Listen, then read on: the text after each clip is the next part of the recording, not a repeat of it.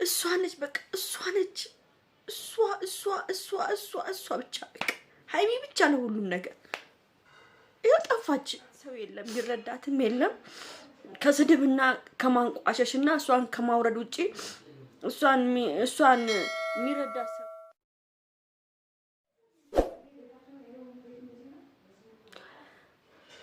ዛሬ እንግዲህ ሁላችሁም በጉጉት ሲጠብቋችሁ ነበራችሁ ሁላችሁም ማለት ነው። መጀመሪያ ቤተሰብ ይሄን ቪዲዮ በደንብ አድርጋችሁ ላይክ አድርጉልኝ።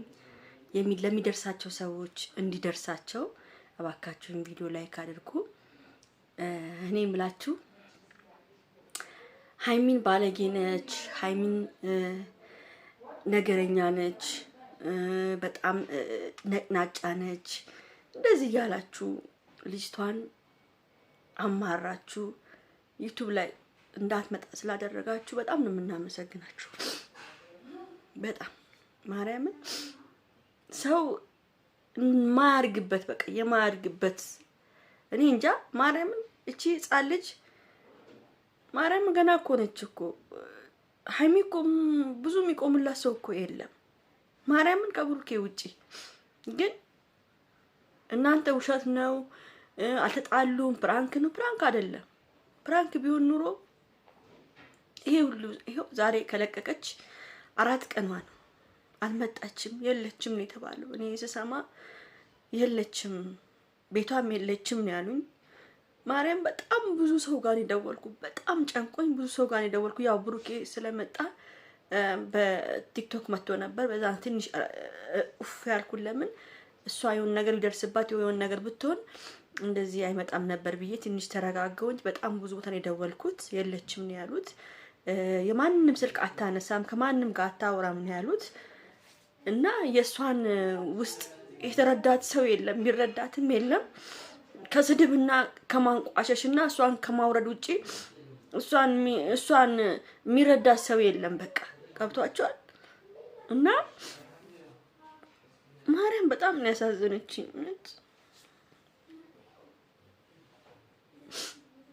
እኔ ማን ይሄን ወሬ ነግሯት ይሄ የማይረባ ነገር ነግሯት ሃይሚና ብሩኬ እንዲለያዩ ሃይሚና ብሩኬ እንደዚህ እንዲሆኑ ያደረገው ሰውን ባቅ እግዚአብሔርን እንጃ እኔ ምን እንደማደርገው ብቻ አላቅም ቤተሰብ። እና ሃይሚያውን ያለችበት ሁኔታ አይታወቅም። ማንንም ያቅ ሰው የለም። ለማንንም ጋር ስልክ አታነሳም ከማንንም ጋር አታወራም። ስልኳን ሁላ ጥፋፍታለች ነው የተባለው። የለችም ነው ያሉት። በጣም ብዙ ሰው ነው የደወለው አታነሳም ነው ያሉት። እና ቤቷ ድረስም ሄደዋል። የለችም ነው እንግዲህ አላቅም። ውስጥም ራዝም ብላ ራሷን ልታዳምጥም ይሆናል። በቃ ራሷን ለመስማትም ሊሆን ይችላል ማታነሳው። ትስማ ራሷን። እኔም አሁንም ቢሆን ብቻዋንም ብትሆን ጥሩ ነው መስሎ። ለምን ራሷን እንድትሰማ ራሷን እንድታዳምጥ የራሷን ውሳኔ እንድትወስን በቃ ዝም ብለው ቢተዋትና ተወስን። በቃ የምትወስነውን ነገር የራሷን ውሳኔ ተወስን። ብሩኬም እንግዲህ ብቻ ሁሉን ነገር ቢያቅኑሮ ብሩኬም እኮ ሁሉንም ተናግሮ ያሳምናት ነበር። ግን ብሩኬም አልፈርድበትም። እሱ ላይም እሱ ምንም ያውቀው ጉዳይ የለም።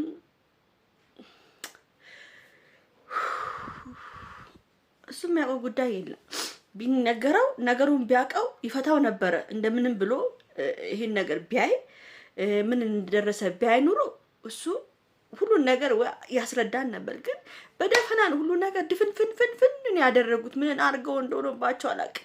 ምን እንደተደረገባቸው ብቻ አላውቅም። እግዚአብሔርን ነው የምላችሁ። ሆነ በቃ አይን ነው ታውቃላችሁ። የሰው አይን ነው እንደዚህ የሚያደርገው ገብቷቸው። አንድ ሰው እንትን ሲበዛበት ፓወር ሲበዛበት አይን ነው እንደዚህ ያደረጋቸው እንጂ እንደዚህ ሰላም የነበሩ ልጆች ጥሩ ስሜት ላይ የነበሩ ልጆች በአሁኑ ሰዓት በእንደዚህ አይነት መልኩ ተገልብጦ እንደዚህ ሲሆኑ በጣም ያማል። ቤተሰብ ማርያምን ያማል።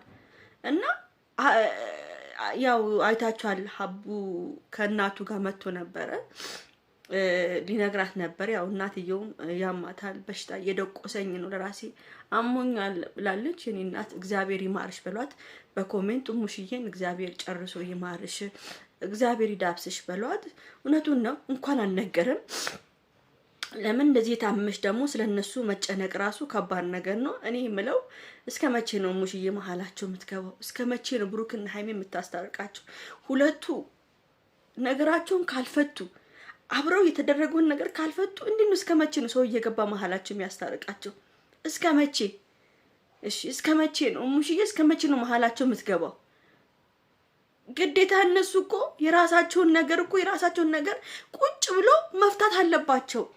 እንዴ ትዳርስ ቢይዙ አብረው መኖር ከተጀመረ በኋላስ እንደዚህ አይነት ነገር ከተፈጠረ በቃ መፋታት ነው ወይስ ፍቺ ነው የሚካሄደው ወይስ ምንድነው የሚባለው? ስለዚህ አንድ ሴት አንድ ወንድ ከተጋባው አብረው መኖር ከጀመሩ ወይም ፍቅረኛሞች ከሆኑ የራሳቸውን ጉዳይ ራሳቸው ናቸው መፍታት ያለባቸው። ግዴታ ወይ እናት ወይ አባት መግባት የለበትም። ስለዚህ እኔ ሙሽዬን ባትገባ ራሳቸው ቢፈቱት በቃ ራሳቸው ቁጭ ብሎ እንዲለማመዱት ራሳቸው ገብቶ ቢፈቱት ደስ ይለኛል። ሀቡም በጣም አዝኗል። በጣም ነው ያዘነው። ልቡሱን ተሰብሯል። እንደዚህ መሆናቸው በጣም ይደብራል።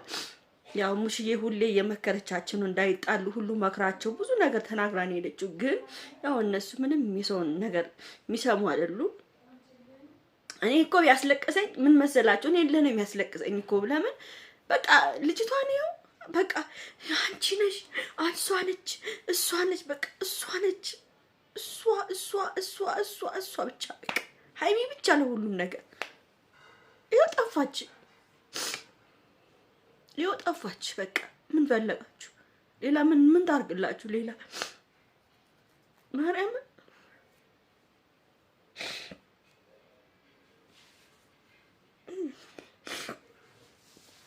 እኔ እንጃ ብቻ አላውቅም። የሚያግዛ ሰው እንኳን እኮ የለም እኮ ምስኪን እኮ ነች ማለት ነው።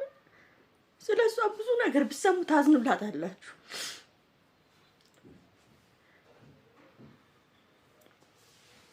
ድራማ ነው ውሸት ነው? ውሸት አይደለም። ይሄ ውሸት አይደለም፣ ድራማም አይደለም። ትክክለኛ ነገር ነው የተፈጠረ ያለው። ምንም ድራማ ነገር የለውም። ምንም ፕራንክ ነገር የለውም። በቃ በውስጥ ድንገት ከፈቱት ነው እንጂ ተነጋግሮ በውስጥ ከፈቱት ነው እንጂ በጣም እንጃ ያላቀም። ብቻ እግዚአብሔር ሰላሙን ያምጣላችሁ ብሎ ለማንኛውም ቤተሰብ ንገራችሁ ብዬ ነው። ያው ቻው በሉ። ይቅርታ ስሜታዊ ስለሆንኩ